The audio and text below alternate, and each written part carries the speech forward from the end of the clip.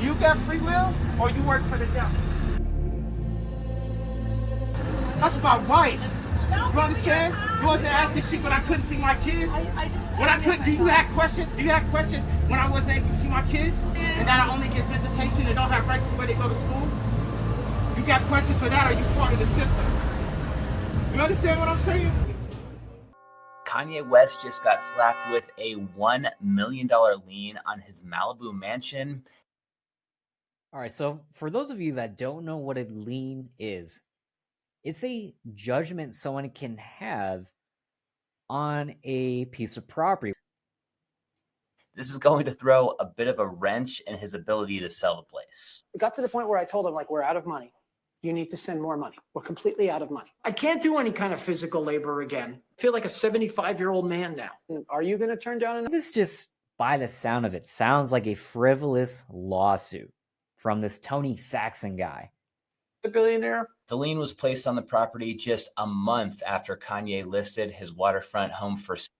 Okay, so when a contractor puts a lien on someone's property for a dispute like this on a construction, this is called a mechanics lien. So a mechanics lien is when it is from a contractor, whether it's a home builder or plumber, you get the idea. Kanye never paid that contractor Tony for all the demo work that he did on the place. I was the project manager, as an umbrella term, the caretaker, security guard. I was the coordinator. I just can't take this guy seriously. Was the cleaner. And this is where the lawsuit comes into play. Tony hired attorney Ron Zambrano, who filed the lien against Kanye West to basically just ensure that his client gets that payment that Kanye owes to him. Now that mechanics lien is officially recorded, meaning if somebody wants to buy Kanye's Malibu home, they're going to have to deal with settling this lien and paying Tony in full before they're able to close. Yeah. Now, I've also seen some cases working with clients in the past where it was a contractor. He finished the job for the customer, and the customer all of a sudden changes his mind, doesn't want to pay him. So then he turns around and says that, well, hey, the contractor didn't follow through what he said he was going to do, so now I'm going to sue him. These kind of frivolous lawsuits can go both ways. A debt that gets tied to the title of that property. These liens are recorded with the county recorder's office, and if they go unpaid, they can eventually allow for a foreclosure auction. This means that if Kanye does sell this house on his own, then it's never going to go to foreclosure. Kanye will basically take the proceeds from the sale. He'll pay off any first mortgage lender if he has one. And then after that, the $1 million payment would go to Tony before Kanye gets to pocket the rest of the money. When it comes to liens, there are 3 to 4 liens you can put on real estate. So 3 to 4 spots. So most people, they get their house financed through a mortgage. So if Kanye got a mortgage on this through, let's say, Bank of America, well, Bank of America is the first lien holder. Now that the mechanics lien is filed against Ye's mansion, now this mechanics lien is the second lien holder.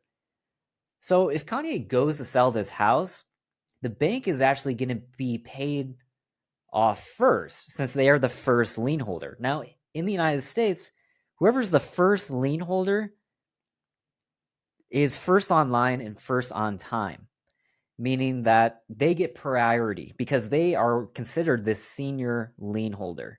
And whoever's second, third, fourth in line, it goes in that order of who gets paid next. So we just want to make sure that he has enough money to pay the $1 million he still owes our client before he goes completely broke. Savage. And the claims in the lawsuit against Kanye are disability discrimination, multiple labor code violations, unpaid wages, and wrongful termination. Now, I could make a whole video about the different types of lawsuits that real estate investors face just besides mechanics liens, ability, and there's even others that probably don't have time to go through today. So even if a lawsuit against you is groundless, like this one is, in my opinion, you're still going to spend a lot of time and resources fighting it. And since most of the lawsuits, well over 90%, are settled before going to trial, meaning that that person who's suing you is going to get paid 90% of the time because they pressure you into settling, you will probably end up paying some damages to the person suing you, even if you did nothing wrong at all. Now, also, merely being a real estate investor, especially a big one, it places an enormous target on your back for lawyers like this guy's. All right, so what can you do to prevent this from happening to you? Now, I'm already hearing some people thinking, well, I got liability insurance on my real estate. I'm fine and I'm protected from anything like this happening to me. Well, if you're a real estate investor, liability insurance is not enough. They tend to have major blind spots. Now, these policies, they typically cover negligence, but they usually do not cover matters such as fraud or breach of contract, or in this case, a mechanic's lien. So if someone sues you for one of these situations, then your insurance policy will give you no protection at all. Now, also, insurance companies do not want to pay you a dime more than they have to. They literally hire mathematicians to make this possible. So if you file a claim with your insurance company, when something like this arises, they will investigate the claim and then they can find a way out of paying the claim. So, for example, by arguing that the accident was your fault, then they will. This is simply the insurance company's business model and why you shouldn't rely on them alone. Instead of paying for a policy, it's not only going to cost you less to have asset protection structuring, but also more likely to avoid being sued in the first place. So who wants to go to court when I could set up structuring that could prevent that from happening? Now, what Kanye could have done in this situation to prevent this from happening in the first place would have been to set up an asset protection plan even before all of this happened. Let Kanye's story be a lesson on what not to do, and I'm going to go through now what to do to prevent this from happening to you.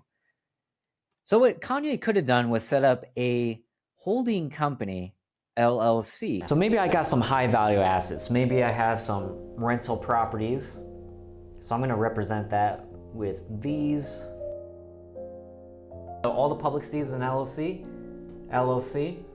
Now what I can do is I can create what's called a holding company in a state that is anonymous and doesn't show ownership information at all.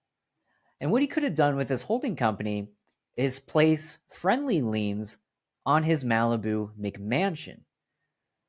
Now, like I was saying earlier, whoever's first in line when it comes to liens is first on time, beating everyone else to the punch.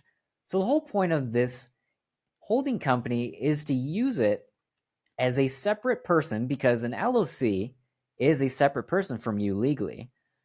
And we can have it so that the holding company isn't even owned by you in the first place. Now, this can be owned by an irrevocable trust at the top. An irrevocable trust is legally a separate owner that is not you. So this holding company is not yours. This holding company could have placed liens on the Malibu McMansion. He could have placed one lien on it. He could place another, a third. You can fill up the spaces. Having it structured this way makes it so that it's not discoverable that you're connected to this holding company. So even if Kanye ended up having to deal with the lawsuit anyways, goes to court, and in the debtor's exam, they ask him about the holding company. If he has a connection to it, he can legally say he does not. Even under penalties of perjury, he does not own this company. Remember, anything owned by the irrevocable trust is not yours. Now, for someone like Kanye, who's worth $500 million, $1 million lawsuit probably isn't stressing him out too much. But for a lot of you, $1 million lawsuit could end you. So instead of paying an expensive liability insurance policy that doesn't even fully protect events like this from happening, and having to carry that cost on of the policy, that can get quite expensive, especially if you exceed the $2 million insurance policy mark. Then the math doesn't start to make sense. Whereas you could just set up an asset protection strategy once, and that will cost you a lot less money in the long run. And it will save you tens of thousands and not having to deal with court or having to pay attorney's fees in litigation. Whoever wants to put a lien on her property and has interest in suing you, they can. And if they win the lawsuit, they can judicially foreclose on your real estate and they'll kick you out of your house.